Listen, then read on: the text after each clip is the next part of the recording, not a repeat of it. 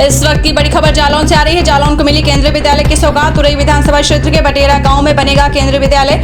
सदर विधायक गौरीशंकर वर्मा की पहल के चलते जिले को मिली सौगात। स्थानीय लोगों ने आपको बता दें विधायक को मिठाई खिलाकर किया खुशी का इजहार। CCEA cabinet committee economic affair द्वारा जारी केंद्रीय विद्यालयों की सूची में जालौन को मिला 20वां स्थान।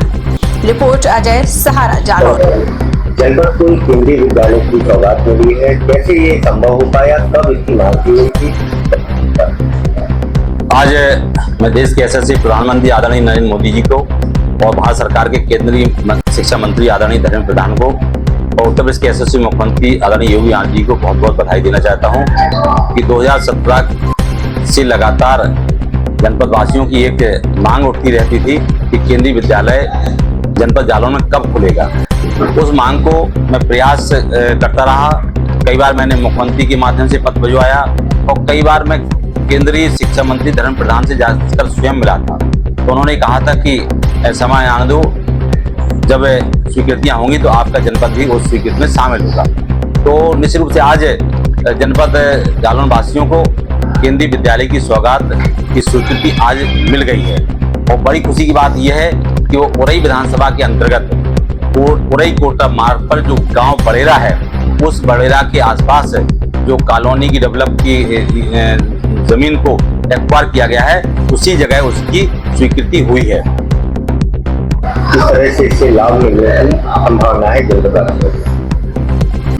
हमारे जनपद वासियों को एक तो ये जनपद जालौन बुंदेलखंड में आता है और यहाँ बीहड़ इलाका है और इसके साथ साथ इस बीहड़ इलाके के साथ साथ यहाँ जो चाहे मेडिकल कॉलेज हो, चाहे डॉक्टर हो, चाहे इंजीनियर हो, चाहे प्रोफेसर हो, वो अगर यहाँ अपनी सर्विस करने आते थे तो उनका परिवार यहाँ नहीं रहता था। वो अपने परिवार के बच्चों को या तो झांसी या कानपुर या लखनऊ पढ़ाते थे और यहाँ सप्ताह में एक आध दो दिन उनकी अनुपस्थिति भी रहती थी। तो इस लिहाज से कई अधिकारियों ने मुझसे कहा कि आपके यहाँ केंद्रीय विद्यालय नहीं है, इसलिए हमको बच्चों को लखनऊ और कानपुर पढ़ाना पड़ता है। तो इस कारण इस मांग को पत्रकारों के माध्यम से बार बार पूछा जाता था कि क्या हुआ आपके केंद्रीय विद्यालय का।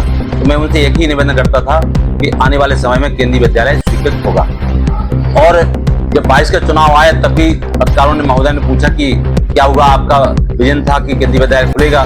मैंने कहा मैं प्रयासरत हूँ और केंद्रीय विद्यालय निश्चित खुलेगा। आज वो दिन आ गया है।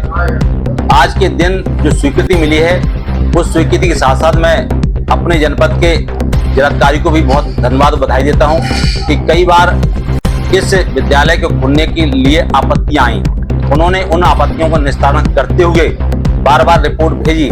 उस रिपोर्ट के आधार पर जो अभी वर्तमान जिलाधिकारी महोदय ने किल्ली मार्ग पर जो कॉलोनी के डेवलप के लिए जगह एक्वायर की थी, उसी जगह केंद्रीय विद्यालय की एक्वायर जमीन करके वहां ने उसको भेजी थी। उसी जगह ये बड़ेरा गांव में स्वीकृति मिली है। इसलिए मैं अपने जनपद वासियों को, उरई विधानसभा के वासियों को निश्चित रूप से उनके लिए सौगात है।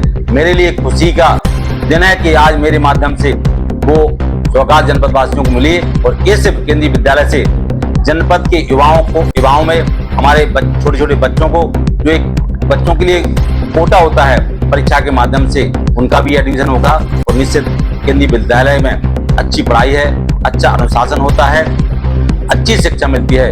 और मैं इसमें जीता जाता और उदाहरण मैं हूँ कि मेरा बेटा नितेश कुमार केंद्रीय विद्यालय ग्वालियर में पढ़ा था, उसको अच्छी शिक्षा मिली, इसलिए वो आज CA जैसी परीक्षा पास करके घर पे है। निश्चित रूप से मैं देश के प्रधानमंत्री को, देश के शिक्षा मंत्री को और उत्तर प्रदेश के मुख्यमंत्री को पुनः बहुत बहुत बधाई धन्यवाद देता हूं कि उन्होंने मेरी विधानसभा में मुझको ये सौगात देकर, मेरी जनता को सौगात देकर मेरे ऊपर जो उपकार किया है, वो जीवन भर उनका ऋणी रहूंगा। धन्यवाद।